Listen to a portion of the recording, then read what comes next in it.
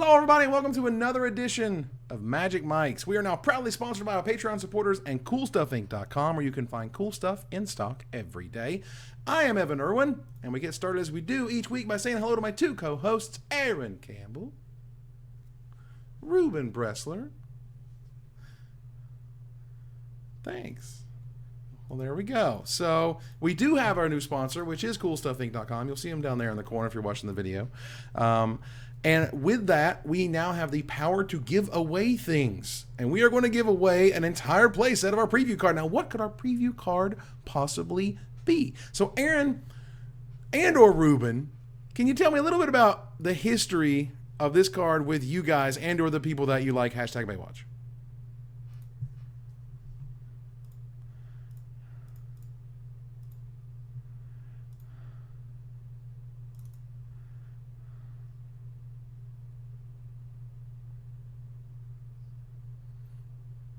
Wait, there's no sound? I see. They said there's no audio on from the co-hosts. We can't hear what? All right, hold on. This is so annoying. All right, so God, this is ridiculous.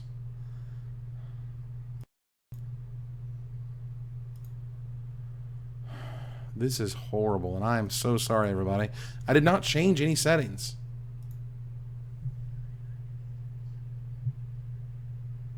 YouTube's saying the same thing. They can only hear me.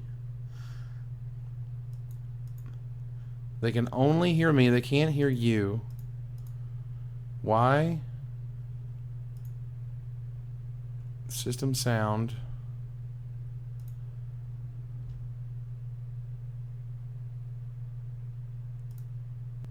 Okay. 132 people in chat too. Okay, I think I fixed it. All right, I think I fixed it. Did that fix it, everybody? Testing. I think that fixed it. Testing. Turning up I volume. see the things on the meters doing the stuff. Testing my volume. Oh my God. Are we good? Yes. I see it fixed. All right. Evan. Yes. Say everything you said again. No, I'm kidding. So, okay. Okay, they're saying they can hear us. There's like a Twitch cam. I'll go through my history with our card. Okay. Assuming everyone hears me. Now, this card came out first in a supplementary product and was not legal in any constructed formats for a good long time. And at the time, both Evan and I were not happy about this. I'm pretty sure we both put out videos. Mine was a newsening, I think, where I made like 3 jokes in a row about how stupid it was that this super awesome card was only playable in Legacy. And then I think you also made a comment about it. I forget specifically. Sure. Finally, it was printed in Standard, and one of our favorites won several opens with it in his 75. One of which was I think that Reed Duke won at least one Standard Open and at least one Legacy Open with this card in his 75. Yeah. So, Aaron. Yeah, so to build off what you said, Reed won with a Standard Jund back in the day, and this card has continued to be a Jund staple in Modern and Legacy. Also an Abzan staple if you play Modern Abzan.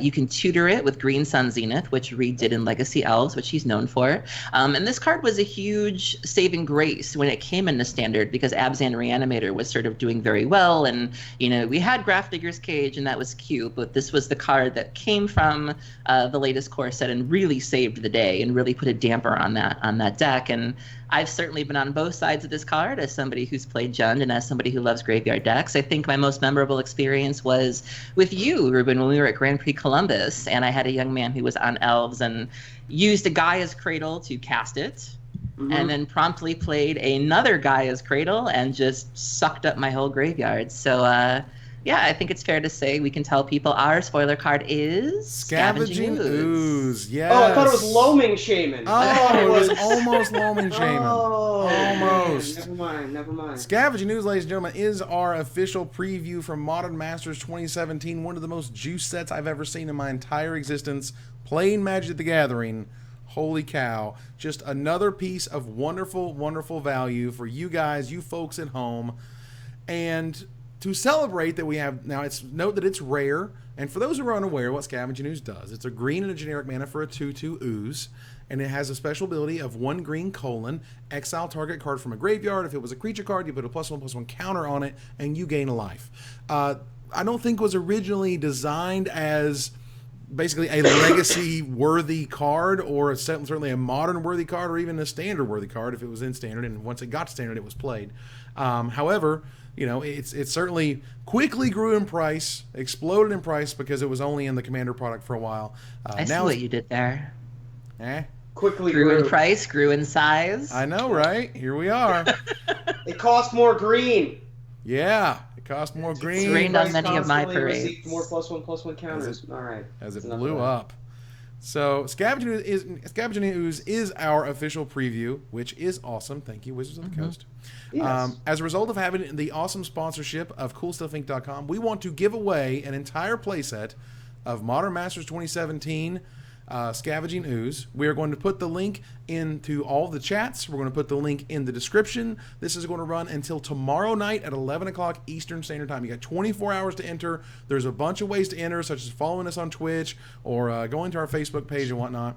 There's a whole bunch of ways there. You can follow the YouTube channel and whatnot. You can subscribe to the YouTube channel. So we are going to paste that link now. Absolutely. I just wanted to quickly talk about the way in which Wizards of the Coast decided to preview the cards from this upcoming Modern Masters is hilarious. Yeah. Because they gave us this Graveyard Hate card, just because Aaron hates it, right? And also, it's got that S at the beginning so that I can be like, Scavenging Ooze.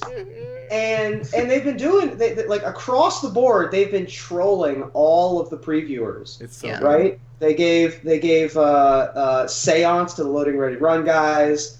They gave Alex Hayne Entreat the Angels for his Pro Tour win. They did a bunch of them like that. And so I'm looking forward to see what, for example, Wedge is going to get one tonight while we're doing our show, right? Yeah, I think basically during the end of our show should be when Wedge kind of shows up, or with actually puts his video up for his preview. Kibler got Bonfire. Kibler got Terminus. So poor Frank Karsten. They gave him Stony Silence. Like, that's cold. Man. Troll every single person. Cold. All right, so we gotta back up here for a second, okay? We gotta frame what's going on right now in the Magic community. So let's back up until before Monday. So let's just say Sunday afternoon, just your standard Sunday afternoon. You as a Magic player thinking about Magics and what could happen, and you're basically thinking about Amokhet. You're looking at Amokhet. They showed us Amokhet packaging. We have the Amokhet gods. What could be an Amokhet? Amokhet looks so sweet. Blah blah blah. Modern Masters, whatever. Modern Masters 2015 was like a total letdown. No one really liked it. This new one's probably just going to be just as lame, whatever. And then Wizards just drops the bomb, and we're not even we're just getting started. They're like, oh, enemy Fetchlands. And then they have an article. How you feel about that? How you like me now? Cast them outside with the Fetchlands. How about that? All the enemy Fetchlands at rare. Damnation at rare. A $75. Did you see the article with Damnation, though, where it literally the opening line was, okay, fine. Yeah. Amazing. It was an article entitled "Took Us Long Enough." Yeah. Yes. Adam Prozac is amazing. Mishra's Photoshop had a counter on Twitter, like one of those Millennium counters, and it was like on the day it was spoiled that said "days since a Damnation reprint," because that's the one thing people love to complain about is why. Yeah. So even now that it's coming, how long until the next person says when is it coming back? My favorite thing about the Damnation reprint, by the way, was that all of the pros were so confused. Like, this is a card that doesn't see play in any format. Why is everyone wanting Damnation to come back? And it's like, that's right there. That's the barometer. That's the line in the sand between the pros and the amateurs of, like, if you know why Damnation was constantly being harped on, then you know which side of the line you're on. Yeah. Absolutely. I mean, it was literally Planar Chaos was 10 years ago. As in 10 years ago last month.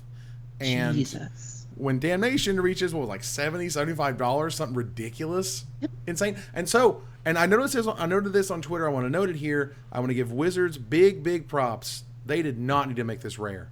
They did not need to make Damnation rare by any stretch. It could have been a mythic, and we would all been just as happy. We would have been flipping out. The Damnation was in it. It's a chase mythic. It would have been worth a whole bunch of money. But instead, I think they're making it more affordable, more accessible.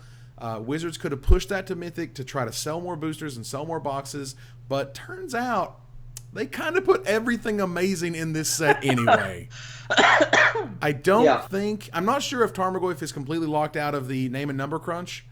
I would be surprised if Tarmogoyf were in this Modern Masters. I think that in addition to sort of being pushed out by our preview card, Scavenging Ooze, because how many 2-mana rare slot green creatures do you really need? Like I think that I would be pretty surprised if Tarmogoyf were in the set.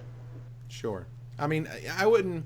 It's still a $130 card. Like, as much as people are like, "Oh, they're going to reprint Tarmogoyf one more time." It's like, look, it's $130. They've reprinted it twice now. Like, it's not really going to affect it. You still need 4. It's still one of the best creatures ever made. It's still going to be an amazing pickup when you open it. But now you have. I mean, let's just keep going, all right? Because I think it's interesting how Wizards kind of had the set release. The way that they unveiled the spoiler season, I thought was brilliant. I thought that they kept the right heavy hitters to kind of go out through the week. And as we've gone through the week for all these, it's just been like one after another after another. They have the amazing community spoilers. Kibler with Bonfire was amazingly perfect. I mean, Losset with Terminus. Mark Rosewater threw out Gifts Ungiven today. Like, Gifts Ungiven, just another awesome rare that's kind of going to be overshadowed by everything else because this set is amazing. This set is unbelievable. I think it's particularly fitting given that how many people thought that this set, like you said, was going to be a bomb, but they released the post, I think it was last week, that was talking about Amokhet, and there were a lot of people that were like, what about Modern Master 17? Like, we're just going straight to Amokhet. It really felt like there were crickets when it came to this set, and I think just to sort of blow through, this feels very much like the Kool-Aid Man just bursting through the wall here and saying, what Amokhet? We were talking about Amokhet last week, and now it's like, who's even thinking about Amokhet right now? All these sweet things are happening. Oh my God. And all right, so with that, and we're going to keep going here a little bit, but with that, let's note that there is no Grand Prix for this Modern Master set. Could you imagine the ridiculous hype around that event? The thousands upon thousands of people who would pilgrimage their way out there. It's weird. It's almost like, there was a letdown. I do think there was a sincere letdown on Modern Masters 2015. There was a God, really? Really? From the first awesome set to this thing? Okay, so Wizards is like, all right, we'll show you. And we don't have a giant event that we can all come together and celebrate this awesome set. Yeah. That sucks, man. Like, Wizards, if, Modern Masters 2019 or whatever, can we not screw that one up, please? First of all, you keep that juice flowing, all right? You keep the juices juicy.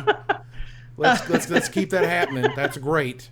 However, we need an event. This is a tentpole type event. It's like, these are our kind of giant summer movies. Is our giant awesome reprint modern set. Like they should build events around these huge releases because we get super hyped and super excited at seeing all these old cards come back, whether they got new art or they have old art or they're in mythic rarities or they're in new rarities.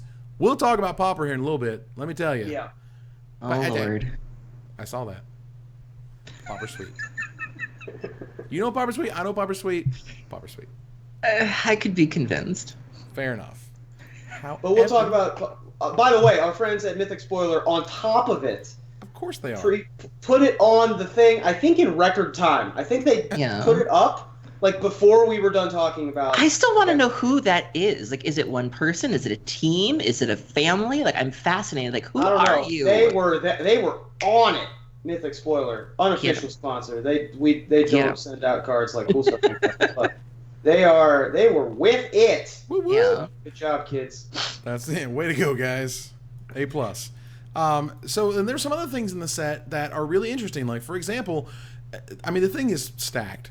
And Path to Exile being in it is fantastic. Inquisition of Kozilek being in it, after Conspiracy 2 made it rare, it's back to uncommon in Modern Masters. That's a huge deal. It's got that wonky art, though, with like the head bashing Eldrazi. Like, look, it doesn't matter. It's an uncommon Inquisition and an uncommon Path. Like, that's ridiculous. Deal. Yeah. Absolutely. And also Might of Old Krosa at uncommon, which, by the way, was one of, if not the most expensive uncommons from Time Spiral block, like a 4 of in multiple formats for Infect. That one needed a reprint super badly. And that art is fantastic. That yeah, $12 uncommon.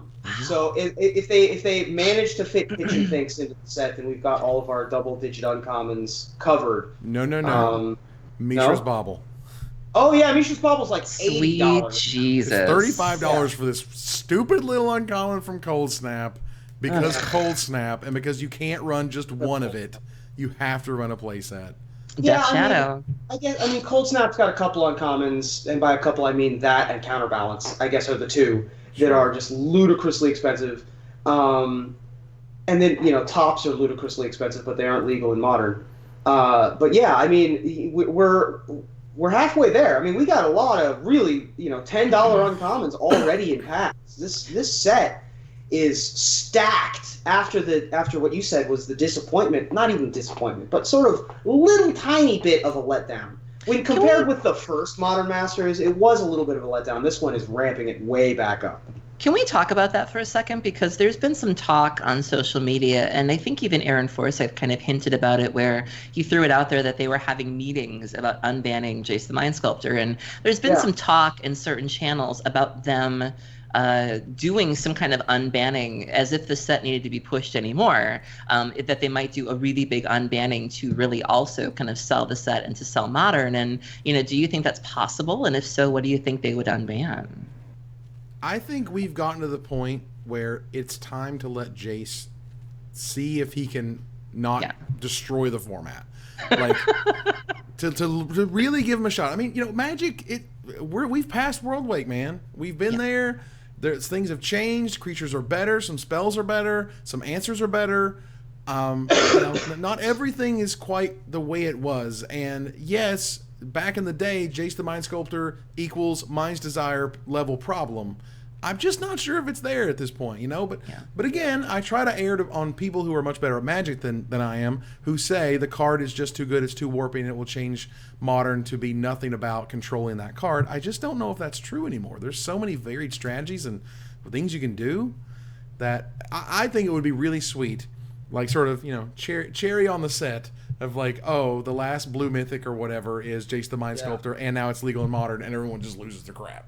Right. I think it would be, I'm of two minds on this. I think it would be hilarious and awesome, and everyone would get super hyped if they were like, we have a surprise unbanning announcement. We're unbanning Jace, we're unbanning Bloodbred Elf, we're unbanning Stoneforge Mystic. Yes. And they all got announced on the same day. Yes. Right? That would be amazing, and it would be crazy hype for the set. On the other hand, if the format gets ruined and they have to reban them a year later, that is a super bad look, right? Like, we tried it, kids, but it didn't work out. Right. But it would definitely help sales, right? So if all we care about is sales, then snap, do it. That's like an easy decision, right? I was thinking, we're dying on turn 3 every game anyway in Modern, right? Right. I mean, like, if as an ad nauseum player, if you want to tap out for Jace, I am happy to see you do that, because that means I'm coming for your ass. So. You go nuts. I'm Goryo's Vengeancing this Versal Brand on turn 1, right? Like, that's what's happening in our format now, and we're playing Baral Storm. Whatever. I actually was thinking it might be Sensei's Divining Top, because look at how many Miracles cards are in this set, and what, I mean, these cards will certainly see play in other formats for sure, but it's like, there is a very heavy Miracles theme here, and you can play it in Limited, but, maybe the time has come for Modern Miracles, like. Oh boy. That would be really interesting. I mean, it would be interesting, and without Force of Will and Wasteland, it is a much different format. Yeah. I just can't do it. If that's a thing that's legal, I just can't do it. Now, Sensei's Divining Top is banned, correct? Yes. Yes. Okay, so what you're saying is they would, like, if they reprinted Sensei's Divining Top at uncommon, would be pretty huge. It's a $20 card, probably rare. Because it was rare in Eternal Masters. They already put it in Eternal Masters, so I don't really expect it here. The card's really annoying. It makes tournaments last a long time. It causes weird play patterns. I don't expect it. However, as a money / more value, I would way rather than do things like Engineered Explosives or Crucible of Worlds or whatever, or Blood Moon.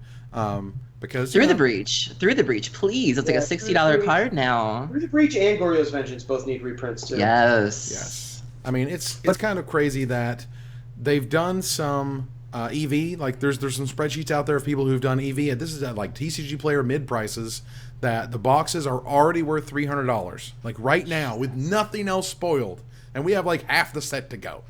Yeah. Nothing else spoiled at $300. Just saying, our sponsor has them for $209.99 with free shipping. Wow. Just whoo. At the same time, I can do that now because they're officially sponsoring the show and they're giving away stuff, and it's cool. However, $1. Absolutely. So let's keep moving here because I want to talk a little bit about PAUPER. Now, today, Alex Ullman, who writes on GatheringMagic.com about PAUPER, got 2 previews. Both of which are downgrades in rarity that have never been in common, that came from uncommon to common. The first one being Burning Tree Emissary. Yeah. Oh, that card is so good. That's one of those awesome cards that when me and Brad were doing set reviews, you can go back and look, and we just did not like that card at all. We thought it was terrible. Like, it's like, this is weird bear. Who's gonna play this thing? Runs over standard. Turns out Frogmite 0-mana 2/2s are pretty good. Are pretty powerful stuff. It's awesome. And alongside it, you could both play Burning Tree Emissary and now at common, Magma Jet. Magma Jet's been printed like 7 times, whether it's promos or whatever. Never at common. It's at common. That's going to be a huge staple in PAUPER. People are losing the crap. That's awesome. I love that. Yeah, Magma Jet at PAUPER, or Magma Jet at common, is Scary. Kind of insane. Yeah. Like, very good. Previous Modern Masters, you've had your 2-mana burn spells for 2 that had some other ability, right? Like the first Modern Masters had Glacial Ray or whatever, and that was like a fine build around me for limited. Magma Jet just goes in everything.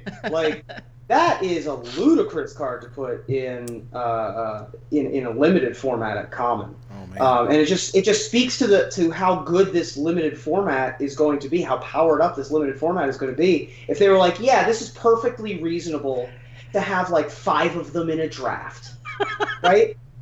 Just going around the table. Awesome.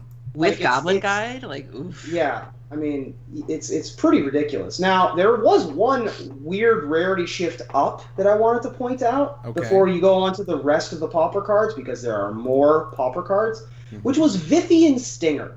I thought that was a weird one to tick up. They put in Basilisk Collar, first of all, at rare, which is cool.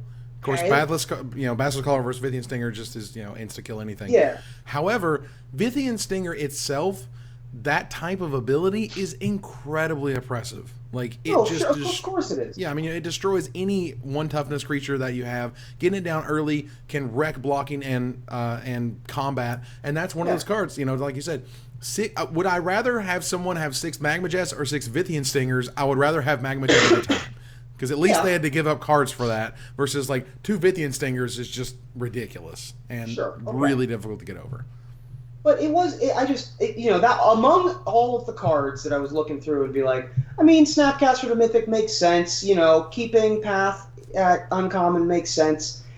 Bringing Vithian Stinger up to Uncommon was a little weird. That's all I was saying. Right, and that to me is definitely the limited environment change, right? Yes. Not so much value, whatnot, which is fine. Right. Now, Snapcaster Mage, isn't it weird? We haven't even gotten to, like, Liliana of the Veil, for God's sakes. Right. There's just so much good stuff in this set. Snapcaster Mage with, I think personally, arguably worse art, is back at Mythic, as it should be, and I have absolutely no problems with this. And again, I wouldn't be over here upset at Wizards had we been talking about Damnation at Mythic, just like we're talking about Snapcaster at Mythic, because there's certain times or certain cards that are worth certain amounts of money, basically, where you're like, okay, it can be the chase rare of the set. And Wizards now basically has their 5th rarity, which is the masterpieces, which they're able to do that. I mean, we'll say, okay, well, something really expensive can get like a really expensive version. It's going to look cool. It's going to sound cool. It's going to provide that lottery moment when people open the packs and there it is. That's really sweet. But Snapcaster at Mythic is great. It helps sell the set. But Liliana was the real get, and letting LSV preview it was fantastic. And Liliana the Veil finally reprinted. Yeah. Finally. With the same art, which I like. Yes. Of all the art changes, they only made a few art changes, primarily to cards that had specific people in them. Snapcaster Mage and Ranger Veos. Completing the life cycle of the invitational card of once having a face on it and now having not the same face on it. But yeah, Liliana the Veil keeping the same iconic art is a pretty big deal from Steve Argyle. So, which pretty is happy. great. I mean, that to me is definitely, that sort of iconic art. It's like, look, when you reprint Jace the Mind Sculptor, you have to use the Jason Chan artwork. You can't do it. It's just like if you try to make a Black Lotus thing. Wait, they did that. All right, so... But Jace the Mind Sculptor needs to be Jace the Mind Sculptor. It's like Jazam Jin. You wouldn't make a new Jazam Jin picture. Wizards, please don't do that, okay? Because that's weird. They've already been doing that with like the Moxes, and that's kind of okay because they were just kind of sort of almost boring-esque. They weren't really sort of personalities, or they weren't characters. Well, it was just jewelry, right? I get it. That's interesting. Black Lotus, I think, is at that point you start dealing with legalities of old artwork or whatever. But either way. There are certain pieces of artwork that I think are just 100% attached to their cards, and Liliana the Veil and Jace the Mind Sculptor are definitely cards that fit that criteria. So we're going to go back to Pauper because, hey, Pauper. Last card I want to talk about, in Pauper in particular, is Mortician Beetle. Now, this has happened one other time with Scion of the Wild, where, and if this has ever happened any other time, please let me know. We drop a card from rare to common. Rare to common. Has rare to common ever happened beyond Scion of the Wild and Mortician Beetle? Mortician Beetle is a 1-black, 1-drop from, I think, Rise of the Eldrazi? Yeah, Rise. Yeah, and if you remember it, no one does. It's a 1/1 that said whenever another creature you control goes to the graveyard, you put a +1/+1 counter on it. Which We're being told I think it's sacrifice Elvish a creature. Vanguard. Is it sacrifice a creature? Whenever a player sacrifices a creature. Oh, even better. Well, there you go. So whenever a player, whether it's you, whether it's them, and so you immediately have Carrion Feeder into Silverblade Elite, I think it is, or Scarblade Elite. That's the Right. persist -1/-1 guys. And then you have Mortician Beetle, and then you have Ivy Street Denizen, which is whenever a creature enters the battlefield, or a green creature enters the battlefield under your control, you can put a +1/+1 counter on it. That is an infinite cycle, which makes your Mortician Beetle an infinite/infinite, which is awesome. That is an infinite combo. I want to have it happen in Pauper, and I'm really excited about it. So both chats have other cards that this has happened to. Twitch chat came up with Elvish Vanguard, Okay. which went from rare and onslaught to common in Eternal Masters. Okay. And then YouTube chat, not to be outdone, went for Emperor Crocodile. Whoa. Wow. Which went from rare in Urza's Destiny to common in Eternal Masters. I think YouTube Rare makes in that Urza's one. Destiny and 8th and 9th edition to common in Eternal true. Masters. So those are the two we got. So they're tied 1-1 if anybody else has any more. Oh, that's fantastic. This is why I love having the show live, that we actually have that interaction, because if we were to can this, like, some other shows do, and there's nothing wrong with that, but, because of our format that we're able to do this, we're able to say, hey, which ones have we missed? And those are the ones. And that's fantastic. Thank you. That's awesome. Thanks, everybody. So that's my Pauper bit. It doesn't happen a lot. No. Is our point. No, it is very rare, and it's very worth pointing out. And the fact that it kind of enables a sweet combo in that format is awesome. Yeah. I also heard that Wizards is finally going to give support to the Crown, the Monarch token, or the Monarch. Oh, good. For Legacy. For Magic Online. Well, not just for Legacy, also for Pauper. There are multiple Pauper cards at Common that give you that make you the Monarch. Give you the Monarch, and that's a big deal. So Pauper players very excited, and there's at least one. I think there's a black creature that lets you get it when you. Well, play there's it. a 1/3 for 4 with Death Touch that turns you into the Monarch. Correct, and I think Kiss the Black Rose or something like that. Yeah. But either way, that card is absolutely want to see play just because of how powerful it is to be the Monarch, and now. Having those cards in Pauper, whether it's Pauper, whether it's Legacy, that's awesome. And I'm really happy Wizards got around to doing that. Although it's kind of ironic that you can be the Monarch in a format called PAUPER. It's true. Like, just saying. Pretty good. Pretty fantastic. That's awesome. However, Mishra's Bauble still is a $35 uncommon, so... Jesus. Yeah, I mean, look, there are a couple, and there aren't going to be arcane spells in this set, right? So we're not going to get through the breach, and we're not going to get Goryo's Vengeance, I don't think. Right. Those probably should have been in the last one, right? Because there were arcane spells in Modern Masters 2. Yeah, Desperate Ritual was in there. Right. So those are still going to be a little bit excessive. In addition, there are a couple cards that were ruled out based on the number crunch. Mm-hmm. Primarily Bloodghast, I think, was the one that had the most modern playability that has already been ruled out. And Bloodghasts are pretty expensive at this point, and they're highly played in the dredge deck. So that one's a little bit but you can't get it all, man, right? You can't get it all. Well, let's look at some other stuff. We already have so much. They shifted from mythic to rare Falcon Wrath Aristocrat, which is interesting. They shifted from uncommon to common, again for Pauper, is 9 zombie. Not a great card. I don't think it's actually going to see a lot of play in the format. However, again, anything that gets added to Pauper makes me happy. Card. You know what I would have liked to have seen was, I don't know if you guys saw this, but the artist who made Falcon Wrath Aristocrat did an Eldrazi version of it for Shadows, and I think it was used in the promo art.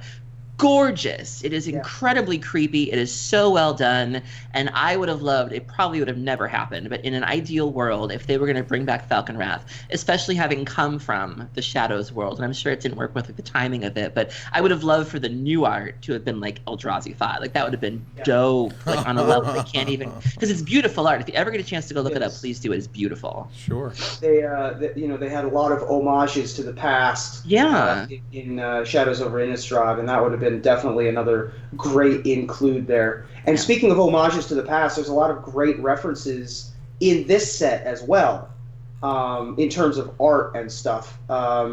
First of all, the new Terminate art giving you story arc, Sun Titan. part 2 of 3 of Sun Titan, the moment of death, and then of course Animate Dead, it from Graveborn or something. Yeah. It was premium deck series Graveborn. Yeah.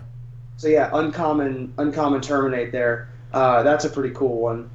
There's also some similarities there between Putrefy. Like, if you look at the most recent Putrefy art, I think it was from the Izzet Golgari deck, you can see it's different artists, but you can see a lot of the same.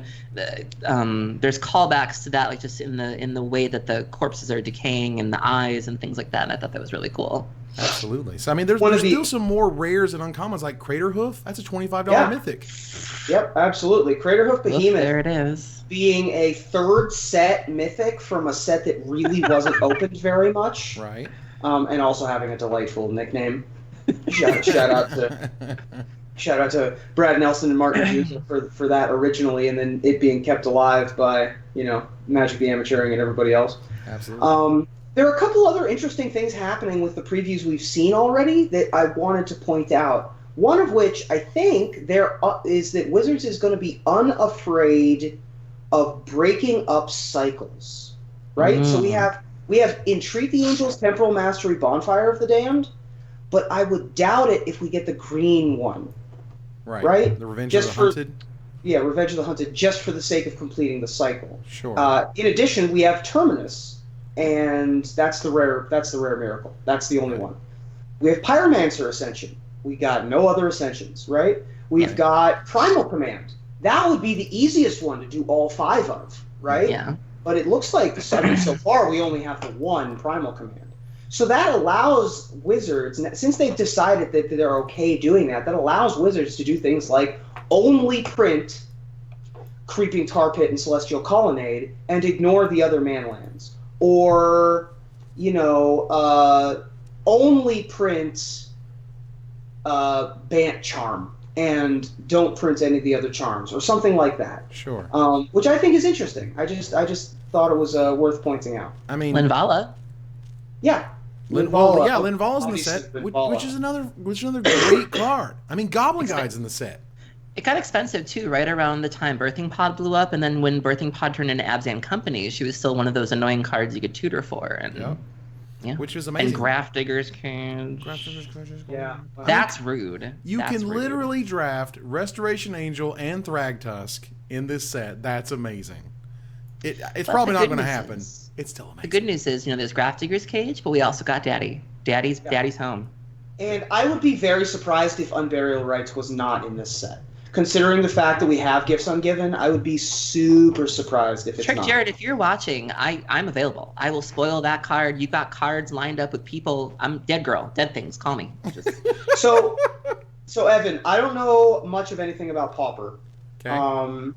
But you said that we got these powerful new tools in Pauper. How likely is it that something pops up with Mortician Beetle, and how likely is it that something pops up with Burning Tree Emissary? And do they have homes already, or do they need new homes, or what's the deal? Well, there is a mono green Stompy deck that could use a card like Burning Tree Emissary to keep kind of the fuel going. There's already a mono black aggro type Sacrifice. deck. There's a black green sacrifice deck that would absolutely use Mortician Beetle. I mean, it's what happens when you kind of have new cards in any format. It's like people are going to build around them. And if they're good enough, they're going to stay. And if they're not good enough, we're never going to talk about them again. But it's certainly exciting to the possibilities of now. The burn deck is kind of lame in that it's just very straightforward and kind of boring to play. But Magma Jet is a huge boon. Sure. That's amazing. Well, Magma Jet, by the way, I have a problem with Magma Jet in this set, which is that it has the flavor text from Theros. Not okay with that, because we aren't there yet. That should have the old flavor text. I don't want to be referencing a Crowan's in my flavor text in Modern Masters 3. That's a flavor fail. But I will say that there was a reason why Magma Jet was played over 3 damage burn spells in old burn lists, and that's because the Scry 2 is huge. You don't want to ever draw 5 lands. Get out of here with that. So being able to untap Magma Jet during your upkeep to make sure that you draw gas that turn is a huge deal. Absolutely. So yeah, the burn deck is absolutely going to adopt Magma Jet. Because if for no other reason than it's a unique effect that no other burn spell has. So Evan, I want to ask you. You had mentioned the infinite combo with Mortician Beetle, yeah? Yes. And I remember we were talking about the last time an infinite combo hit Pauper that hadn't been available for a while, which was Peregrine Drake. Mm-hmm. Do we think that it could be at that level, that it could be that broken and that possibly that dominant, or is it pretty safe? I think it's safe. I mean, Peregrine Drake is such a busted card. Yeah. I mean, untapping 5 lands and all the ways you can return creatures and bounce creatures and return spells and bounce spells with Mnemonic Wall and stuff. That card was so busted, and it made me sad that Wizards didn't immediately ban it when they had the chance. And it made me sad when they passed up the second opportunity and then they finally did it.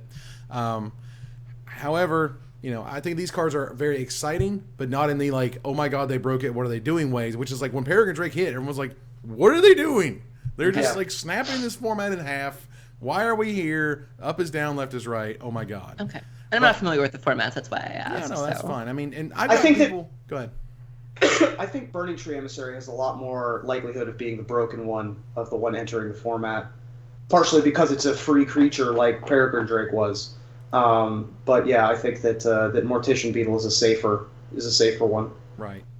I mean, what is the combo? What's the 4-card combo? The 4-card combo is Carrion Feeder to sacrifice guys. Mortician Beetle to get counters when you do that. I think it's Scarblade Elite, which is the Shadowmoor Persist 2/2. It's the hybrid green-white and a colorless 2/2 that has Persist. And then Ivy Street Denizen says that whenever another green creature enters the battlefield under your control, you can put a +1/+1 counter on target creature. So then you replace the -1/-1 counter on Scarblade with the +1/+1 counter, and you just repeat that loop until the Mortician Beetle gets to be 1,000/1,000,000, and then you kill them. Interesting. Safe hold elite. Safe hold elite. Sorry, thank you. Safe hold elite. Thank you. That's stupid. That's a 4-card combo that's all creatures. Yes. And so and that's fine. But this is Pauper, man. Things are great. And stuff is viable that isn't viable in other formats. However, getting back to this set, it's weird that I don't know if we can literally gush over everything they put in this set. Abrupt Decay is here. Yeah. Hello. No one says anything. Death Shadow. We haven't even talked. Yeah, Death Shadow. There you go. It's huge. The new hotness. We haven't even talked about how Thragtusk, Restoration Angel, Momentary Blink, and Deadeye Navigator, and Phantasmal Image, and all the other Blink crap. Oh, this I can't wait to draft 5-color because they did all the Tri-lands. There's lots of mana fixing. I can't wait. That's totally sick. Venser. Oh, Venser's Yeah, so Venser's in the set good. with the newer art too. Yes. I have to laugh at the shade though. The official Twitter account for Magic is so funny. Had posted the spoiler of Vanish into Memory, and they asked a question of like, when's the last time you cast, something like, what is your most memorable Vanish or something? And Shivam Bot, if you don't follow him on Twitter, he's fabulous. Yeah, he replied something effective, when have you ever cast a Vanish? I will have you know that first of all, Vanish into Memory was one of the community That's right. signed cards, originally from Cold Snap. Shout out to Cold Snap reprints. And I have cast a lot of Vanish into Memories. Not only in Constructed when it was legal, because I'm a crazy person like that, but I was all about that card in my Grand Arbiter Augustin the Fourth Commander deck back in the day. Was a big fan. Wow. Especially once I turned it into the Rasputin Dreamweaver deck, so that I could draw 4 and then discard 1. But yeah, Vanish into Memory is a nice card. In case no one's ever cast it before, it feels real good. I also saw some Vorthos talk about how Goblin Guide is a female. Somebody had posted a screenshot from one of the art books. It might have been the Zendikar one that was talking about how you can tell male goblins from female goblins because females have these skull growths on their head and also the elongated fingers. And so a really astute person on Twitter had posted a picture from the art book and then posted the picture of the new Goblin Guide and said that the new Goblin Guide is a lady. And then somebody was like, oh, I want the male Goblin Guide and the lady Goblin Guide to find each other. Wow. Yeah, and that's sort of, don't leave me hanging, Ruben, and that's sweet. Don't leave her hanging, bro. Don't do it. I mean, even the fact that Goblin Assault got knocked down to uncommon is interesting. Goblin Assault, not that good of a card. It was interesting. I thought that card was actually pretty cool, and it didn't end up being very cool. Look, Ruben, Molten Rain. Molten Rain's well, by KYT. Yeah. KYT came out with the Molten Rain. Is this new art? This looks like new art. Yes, new art. Yep, brand new art. And we have Ranger of Eos, and we talked about it a little bit earlier, but Ranger of Eos with brand new art is interesting. I don't know, it feels like Wizards is already like, they're pot committed to replacing all of the original faces on the invitational cards. And it sucks because it feels like they can't really put all that toothpaste back at this point. But I'll be honest, I think they can. I think if they really wanted to reprint, Bob Maher on Dark Confidant for Modern Masters 2019, I think people will go nuts over that. I don't want Skrillex. I want Bob Maher. Come on, man. This is ridiculous. What are we doing? Yeah, but I mean, this guy's got an owl. Or is it an owl? No, that's a falcon. Never mind. He's into falconry, and he's also got a puppy dog on his shield. So like, this one's all right. I'm not saying it's bad. I'm just saying, like, again, we're kind of back to that, meddling mage, shadow mage infiltrator, dark confidant. I heard it was due to trademark issues or like something with permission to like use their likeness. I'm not sure. Right, and all I'm saying is, if it's a permission, a permission from the person issue, I have never once heard any invitational winner go like, "You're never putting my face on another card again."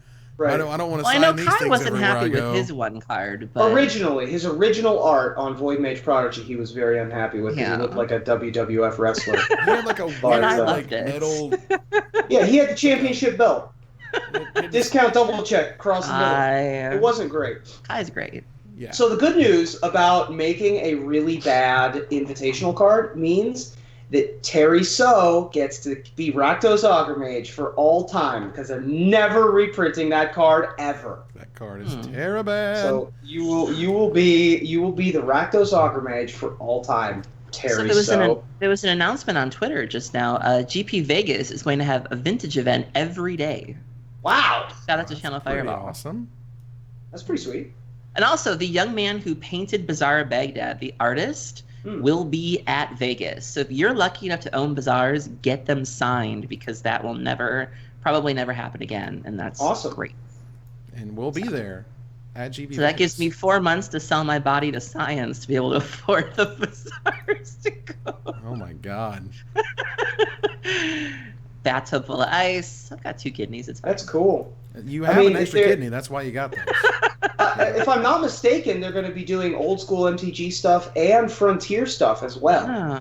So, like, all the people who want to do all the things, you're going to have all the formats at GP Vegas. Frontier is in this weird state, man. Evan, please, I can't with you. The event didn't fire in Vancouver. I don't know if you heard about that. They were supposed to have a scheduled official Frontier event, and it flipped the last minute. It's not for us. It's for Japan and Australia and Brazil. Yeah. It's not for you, Evan. Wow. Is this a red zone? Like, it's not red zone. No, I just had that in my chest, and I need to get it off it. Wow. I think you need to show everybody else what's on your chest right now, because it's adorable. It is. I got a teddy bear. Oh, we got a teddy bear on the cast. This is from the Memorial Tournament in Muirfield, Ohio. This is a sweatshirt from my grandma. Shout out to Grandma Barbie. Wow. I knew you were into bears, Ruben. Aaron, please. Oh my God. Woo. So, yeah, I mean, basically it's tough because, first of all, there's not a lot of other stories going on this week in the Magic community. To be clear, we don't have a lot of topics beyond Modern Masters because Modern Masters is overwhelmingly ridiculous. Yeah. You know, we have Grafdigger's Cage, which is the one that, you know, clearly Aaron should have spoiled by herself. Oh. You know, for the sweet, sweet trolls. Seance being in it is just hilarious. Seance is hilarious. That's just a troll to everyone, and the fact that they gave it to Loading Ready Run is just... Realistically, though, can that actually see limited play? Yeah. It can. They got the whole Blink thing happening. I remember. Okay. I mean, they do. Seance was a really good card in Limited or when it was originally printed. Okay. It's just that it was a rare, so no one ever opened it, and also the Blink deck wasn't very good. But if there's enough effects like Mist Raven in the set, which is, you know, an incredibly powerful common blue creature, you know, they've got Vanish into Memory, they've got Momentary Blink. Clearly they're going to have Blink be the thing that white-blue does. Yes. So if they have a number of other, you know, potent common and uncommon white and blue things, then sure, why not? I don't see why people wouldn't run a Seance. The problem is that it's so, like, slow, right? It's just it's a 4-mana card that doesn't do anything until your next turn, right. Which is a problem. But in Limited, you got enough time. I mean, the fact that we're able to Momentary Blink Mist Raven is just, I'm already in. I'm just in. I'm all in. Let's do this. It's amazing. So, you know, that being the focus of that, you know, the fact that Sphinx's Revelation is reprinted, that's pretty cool. Sphinx's Revelation, one of the best cards ever made in Magic for you to not understand that you just lost the game. Like, that's one of those cards that they Sphinx for 4 and you lose 3 turns later and you have no idea that you actually lost when the Sphinx's Revelation resolved, not the 3 turns later when they overran you with whatever. I love that uniqueness about Sphinx's Revelation, which is cool. Yeah. So yeah, I mean, everything in this set is just great. The hits... We'll have to see what the rest of the commons and uncommons are, because that's really going to be what's exciting. But in terms of playing, I mean, the set is already there for collectors, and the fact that there isn't a GP means that I guess the limited environment isn't as necessary to be good. But I would like for it to be a fully fleshed out set, and I have full faith that it will be. Right. I don't think any Wizards R&D guy is just going to be like, you know, let's forget limited, whatever. They'll figure it out. You know, let's just put some cards together. If you recall, they put Daybreak Coronet in the last set with no other enchantments, right? So, I mean, we got Zur the Enchanter in this set, and they could just not put in anything. Right. So who knows? But I have full faith. I mean, the set is spectacular looking as it is right now, so I'm very excited. And to be clear, I did know earlier that they gave us all the Tri-Lands. They didn't give us all the Tri-Lands. They gave us the Shard Tri-Lands from Shards of Alara. Sure, okay. Which is fine. However, they did give us every guild gate. So between all the guild gates and the Shard Tri-Lands, multicolor is absolutely a thing. I'm still not clear why Stoic Angel is on the pack. Stoic Angel. Yeah. You know, it's pretty. They could have put. I mean, they could have put literally anything from all of Magic's history on the pack. Yeah, that wasn't Stoic. I mean, nothing against Stoic Angel. Beautiful image, amazingly cool looking angel, but just really, I'm not really getting over that because it feels really strange, and they could have chosen all sorts of things. And like, I don't think they would have chosen Liliana because she was already on Innistrad packaging. Plus, they were able to debut it whenever they wanted to, and that's fine. But this Stoic Angel is really strange to me. I don't get it. But Modern is seen, I think. This to me is the set where Wizards is like, it's okay. We're going to try to make things actually affordable in that format. And we're going to put all the value into these boxes so people are excited to buy it. They're excited to open it. You're getting a foil in every pack. I mean, that alone is pretty I mean, balling. I think it is a nice shot in the arm, for the people who, when the Nationals conversation came out, when Helen made her announcement, there was a lot of hyperbole about how it was a nail in Modern's coffin, that this is now one more high-end event that Modern is not being played at. And so, a lot of talk about that. And I think releasing this set and also making the set so good, I think is their way of saying that they do support Modern. And even though it's not necessarily being played at the levels we'd like it at, they do want Modern to be a thing. They do care about it. They are listening to the people who love Modern. SCG Indy sold out. There were a lot of people who couldn't go this weekend. I remember one of the Modern challenges, I think it was on Saturday, had 87 people. That's a challenge. It's a dinky four-round casual Modern event at an open. Had more than like some of the classics even get. Like, Modern is huge right now. And I think people really needed to see something from Wizards saying, we're not killing it. We want you to play it. Here you go. And that's what this set's doing. Absolutely. And I know that, there was a non-zero number of stores, because I've seen like retailer forums and stuff of stores before the set came out, before Fetchlands and Damnation and all that stuff, before all that started. No one wanted it. No one was interested. Yeah. They got burned by 2015. They're cool. We'll let Modern Masters happen. Maybe we'll get some boxes later, blah, blah, blah. Well, here comes a ridiculously juiced set, and the boxes are gone. And these same store owners, I say, it's like, we can't get no Modern Masters. It's like, well, sometimes you got to just kind of go out there in that leap and be like, Wizards, you got to help us out, guys. And wow, did they. Eevee is spectacular, which is amazing. And again, we're here to, like, we all want Lily. Here's Lily. Right. Well, they really needed to. We've been burned. We got burned by Modern Masters too. So they really needed to do something. They needed to come through for the third one, right? To bring us back into the loving graces, right? So, and I think they've done that so far. Yeah, I think they have done a fantastic one. Yes. Let's see. So is Wedge's video out? No, I think we have 3 minutes to go on that. We got 3 minutes. What else we got? I'm sure wonderful people will let us know when that happens. So our wonderful people at Cool Stuff Inc. are doing something sweet. Yes. Let's go into our Gathering the Townsfolk. And so Channel Fireball decided to announce a policy where they would purchase back your cards that you had bought in the 30 days previous to the set, being from the start of the spoilage of the set. They would give you store credit if you sent back the cards that you bought equal to the amount that you paid for them. And that was really cool. And that's one of the things that I'm able to look at, and I'm like, you know what? I think this is sweet. And I think this is sweet for players to be able to say, I bought that Scalding Tarn at $90, and I kind of wish I hadn't bought that Scalding Tarn at $90. So you could send it back, and Channel Fireball will give you credit. CoolStuffInc.com will also do the same thing. We'll be able to give you the credit for that stuff. You can go to CoolStuffInc.com. There's a link there on one of the sliders. Is talking about how the program works and how it works, and if you send it to us in a different condition, stuff like that will be changed. But regardless, you're able to get the value back out of your cards even if they're reprinted. I think that's a really cool thing. I think that's very player focused, player positive. And it's a little bit more work for kind of the business, but I think the fact that we're able to do that for players is very powerful, and it was something that I advocated for as soon as I saw it, which I thought was really sweet.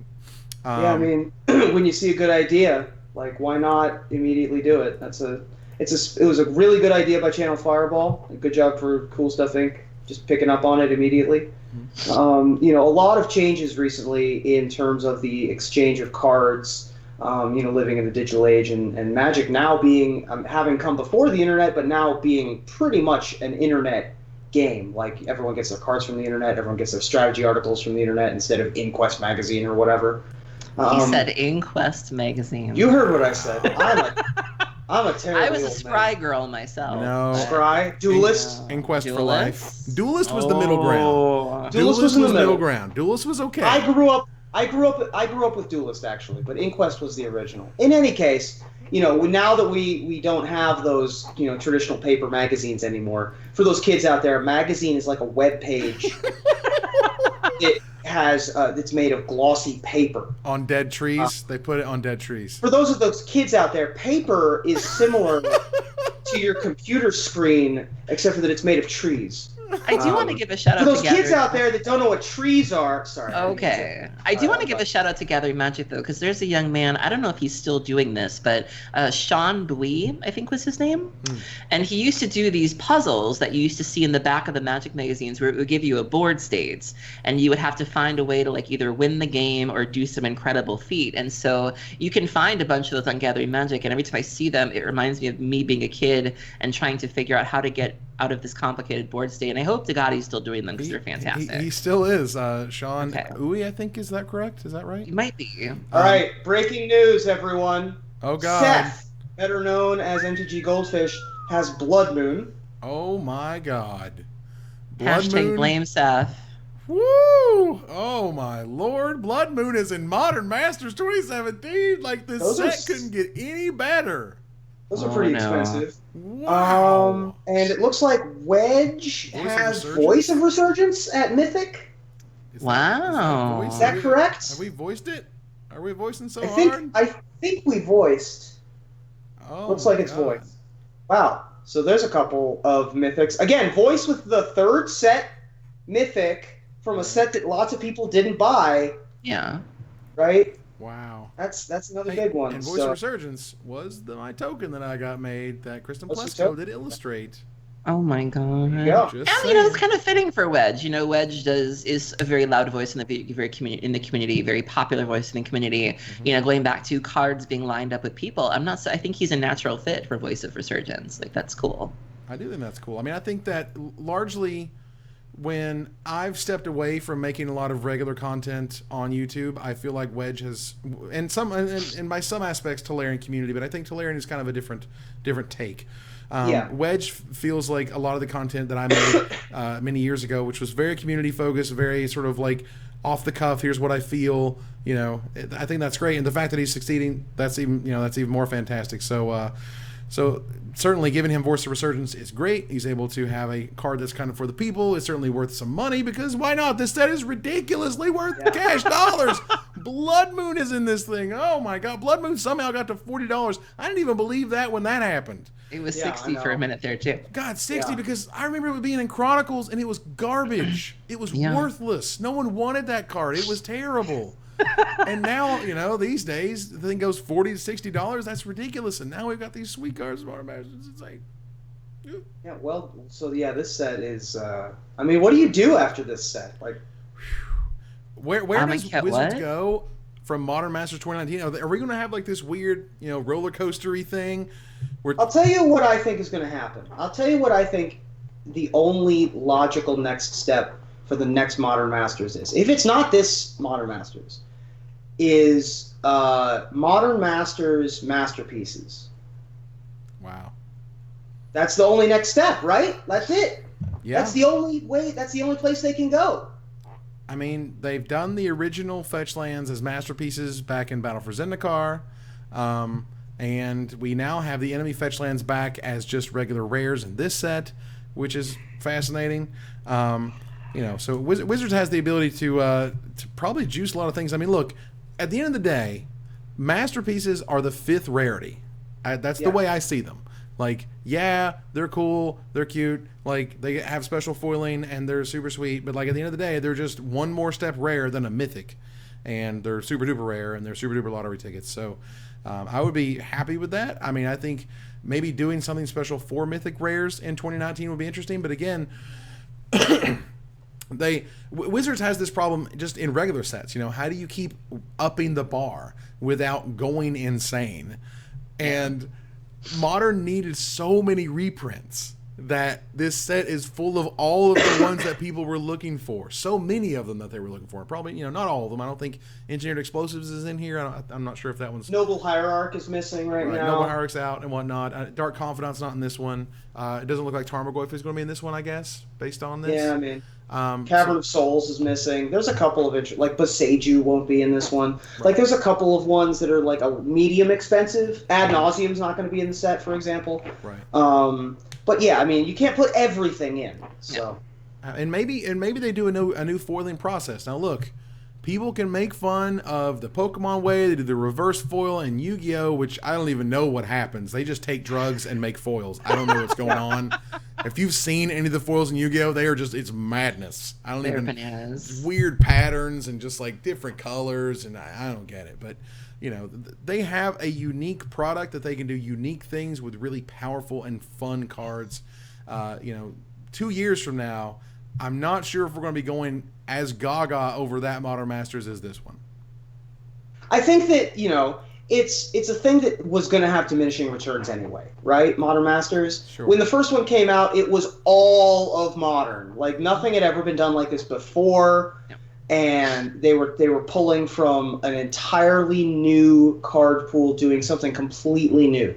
Even Modern Masters 2 was like, we're introducing a bunch of these new cards that have, but we're still using a lot of the cards from the original Modern Masters, and it's still kind of a new thing. By this one, they really needed to pump up the gas and be like, we're putting in everything that we possibly can into one set to be able to keep the excitement up. But we've built up a tolerance by this point, right? Like by Modern Masters 4, what can you be reasonably expected to do? Well, I think some of that is driven by the community too, where it's like, Modern, one of the downsides to Modern is, of course, that ever-present barrier to entry, and that the cards cost so much. And, there were cards that were reasonably priced, but since the decks have become like tier 1, tier 2, or look at Bloodghast. I remember when Bloodghast was $8 a piece, and then with Dredge becoming tier 1, it became a $19-20 card, Death Shadow. And so I think the solution to that will be just sort of Modern being Modern, and as cards get unbanned, hopefully, or banned, the metagame shifts. Cards that were inexpensive become expensive, thus creating a need to reprint, and so that gives them more fodder to kind of keep us excited, just sort of this natural cycle. I mean, I remember when, during the housing bubble and financial regulations saying, the market will sort of fix itself, or sort of, the market punishes and the market saves. And so I think that's kind of where Modern might go, is it will decide what cards need to be reprinted. Sure. Right, and as they reprint those cards, which are very expensive because they're old, they're out of print, they're hard to find. Yeah. You require play sets of them all the time.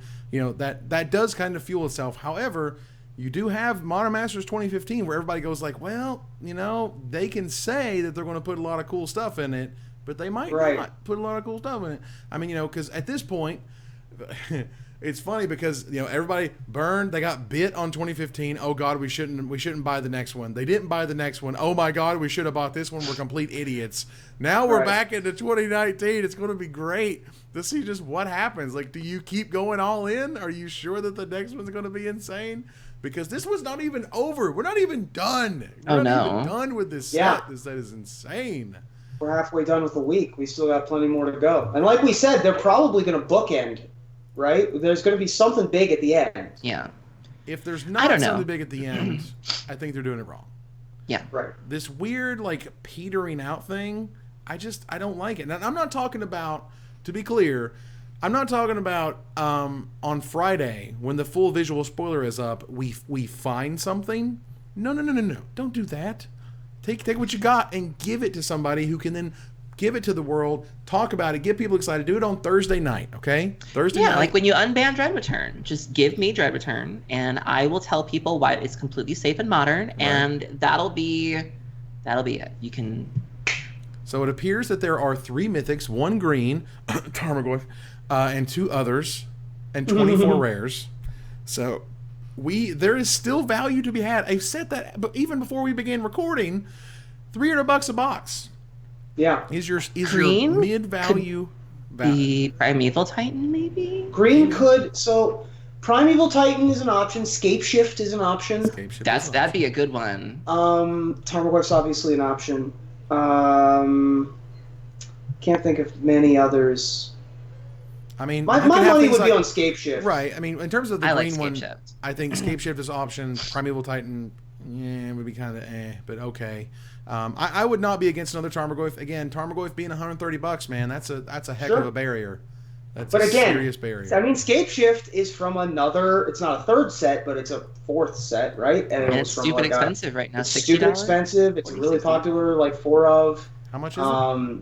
40 to 60, I believe. 40, between 40 and 60 last time I checked. So, I mean, if Tarmogoyf's the mythic, and then they put like Noble Hierarch and Scape Shift at rare, then Jesus. But like, you really think they're going to do that? You really think they're going to put Scape Shift and Noble Hierarch at rare? Is Blood Moon did we ever think rare? we'd see? What's Blood Moon? What's Blood Moon? I assume Voice is mythic. Blood Moon is rare. Blood Moon is rare. Voice is mythic. Yes, Voice is mythic with the old artwork, and Blood Moon is the same artwork as 8th edition, I think it was, 9th edition. Sure, yeah. 8th edition, I think it was. So and it's rare. That's, God. I mean, just again, first of all, you get a foil in every pack of Modern Masters. That's a thing. That's a thing. There are so many good cards in this set. The foils are going to be worth so much money. I mean, we have Path and Inquisition at uncommon, for God's sake. Yeah. Oh, if they brought back Mishra's Bauble, Mishra's Bauble, Mox Opal.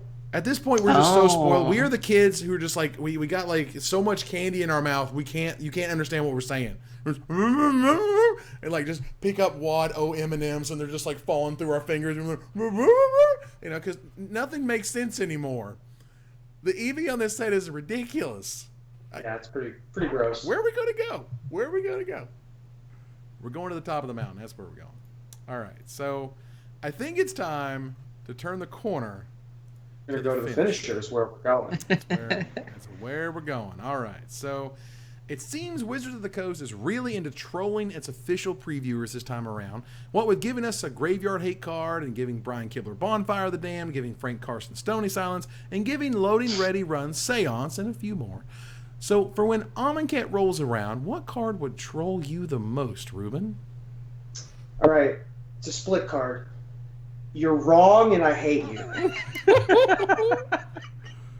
Counter target stupid argument, or destroy target creature with diabetes. Wow. I'll take a playset, please. Wow. It's a really strong card. Aaron? In Womb, 1 black mana instant, search your library for any magic card and put it into your graveyard, and then exile it. Oh. So close. You got that moment that boop, and then it goes away. That's how it works. However, my card is All Sons and Daughters Dawn. 4 and a white. Make 5/1/1 #5 kids. #5 dude seriously. Yes. Very nice. That is fantastic. And that ends another episode of Magic Mike's. I want to thank you guys joining us here to discuss all things Magic. Thank you to my 2 co-hosts. Thanks, Aaron. Thank you for having me. Thanks, Ruben. Thank you. It's been super fun. And once again, thanks to our new sponsor, CoolStuffInc.com, to all our Patreon supporters. Remember, we are giving away a playset, a 4X of Modern Masters 2017 Scavenging News. Links in the description if you're watching the video. Link is in the chat if you're on Twitch or YouTube. It's going to be on Twitter as soon as we're offline here so I can post it there. You guys go. I want to give you guys some cards. Thanks to Cool Stuff Inc. That's awesome. We're going to go to our final slide here. So that ends another episode. Thank you guys for joining us here to discuss all things Magic. Visit our website at magicmikespodcast.com. That exists thanks to our Patreon supporters. Or follow, like, tweet, favorite, share, subscribe, do everything social that tells people that we exist. Catch us online at twitch.tv/magicmikes, on Twitter at magicmikescast, on Reddit at reddit.com/r/magicmikes, and on facebook.com at facebook.com/magicmikes. Talk to us privately at magicmikespodcast@gmail.com. Follow the audio-only podcast at magicmikespodcast.libsyn.com, or find us on iTunes, or join us here next week, same time, same place, for another episode of Magic Mikes. Good night, everybody.